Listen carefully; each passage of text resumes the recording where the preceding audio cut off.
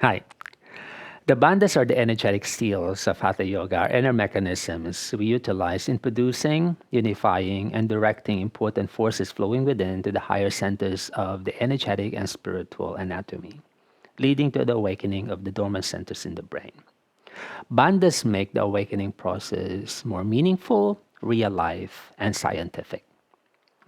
Although awakening can take place without the bandhas, because some people are energetically sensitive to begin with, and an engaging bandhas may make no difference at all in their practice. But for most of us, it's good to develop them so we understand the connection of the body to the spirit.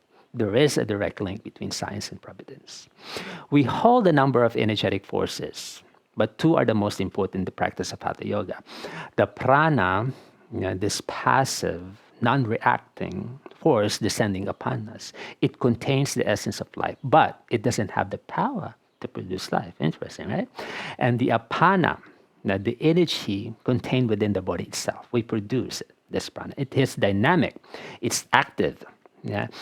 It gives power to the non-reacting passive prana. So this union actually is the source of life.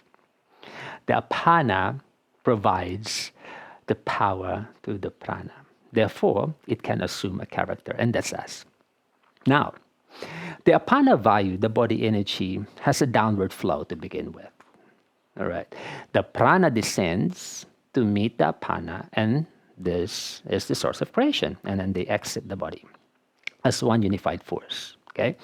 The goal of Hatha Yoga is to reverse the downward flow of the apana. Therefore, we lift the apana up to meet the prana in the higher centers and prevent this unified force from leaking out and direct this unified force to the brain.